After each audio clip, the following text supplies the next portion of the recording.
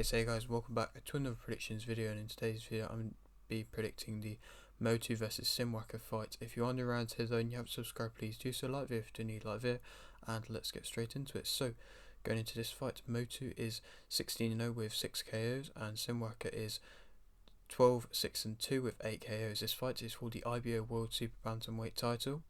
Motu's last fight was a win via unanimous decision versus Walters, and Simwaka's last fight was a loss via unanimous decision versus Fati. Motu is 33 and Simwaka is 26. Simwaka's losses, of course, like I've said, came against Fati in 2023, as well as that Fraser in 2018, Nanina in 2018, Fortwin in 2017, Hadibi in 2017, and Banda in 2016. Also on this card is Daniels vs Muhammad for the IBF World Heavyweight title, in which I think Muhammad will win by unanimous decision. I feel like there is still waiting to be that big kind of star in the women's heavyweight division, but I feel like it's eventually getting there. It's nice to see that they are being featured on quite big cards, and it's nice to see that they are all realistically quite close matchups on paper because of the fact that there's not really that many fighters in the division currently. So I feel like they're all going to be good fights. I feel like this is going to be another good fight. I think Muhammad will win, like I said, via unanimous decision. There's not loads of stoppages yet, but I feel like that's what they're waiting for, just some big person to come in and be the person to get in all the stoppages. But for the moment, still impressive so far. Going back to the Motu Simwaka fight. So Motu as a fighter, she's got a good jab. She's a back foot fighter. She counters with her right hand well. She's intense, fast starter, aggressive, does have her own power, has decent amounts of power, lets everything go in the ring. She times well when you're coming in. She's relatively composed and she will punch through the guard. I like how powerful she is and how aggressive she is. I've seen some of her fights. It's impressive to see the fact that she'll use her jab well, use the close shots well, but then also counter well with the right hand. Like I said, when you're coming in, it's impressive, and I feel like it's nice to see that she's getting her own support, her own credit. She's been hyped up quite well.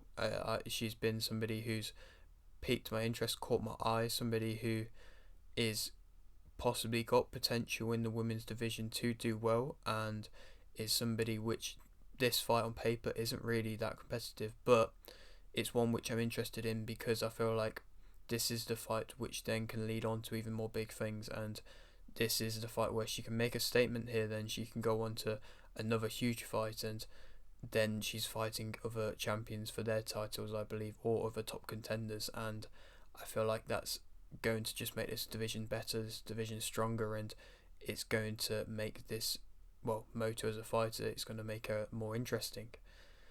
She is arguably a little bit reckless with her hooks at times. She's not overly fast.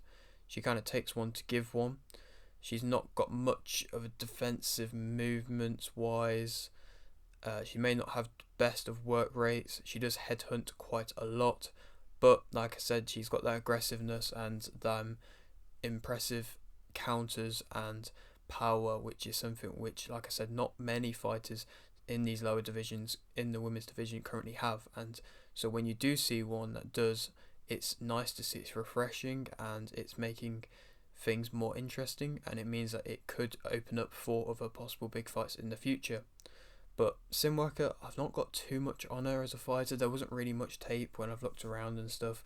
Of course, she's used to being the underdog. Of course, she's not got any pressure. She's quite fast from what I've seen on her on the pads. She's arguably got better movement than Motu. Of course, she's the younger fighter, and so there's factors there which means she could put up her own test. I mean, she has lost to lesser opponents. Her confidence probably isn't really that high in general. She's been hurt in fights. She's not got as much power either, and she's got her own respective power, to be fair, but I would say it's not as much as Motu. But I feel like this could be a power fight as well, and it could be an interesting fight. And like I said, Motu's gonna want to make a statement, and in my opinion, gonna have to make a statement, and can't really be overlooking this fight either. And of course, she is the favourite for this fight.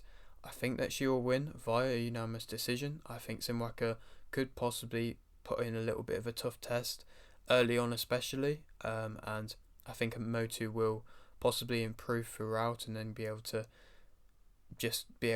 get enough in the middle to late rounds and then find success and win. And I feel like if she puts on a dominant display, then possible fights she could go on to next. Dionysius, a good opponent. She's fought some top level fighters. The winner of Scotney versus Griffer could be a good fight. Seems like they might fight Rivas though, so I don't know. Or Mercado, world champion, another great fight. And like I mentioned, Motu is somebody who I'm now keeping my eye on because she seems like an interesting fighter. She's got her own kind of backing behind her, and she's definitely going to want to be impressing. And so we'll have to wait and see what happens. But yeah, that is it for today's video. Hope you did enjoy. Like if you did, like this, subscribe if you're new, and thanks for watching.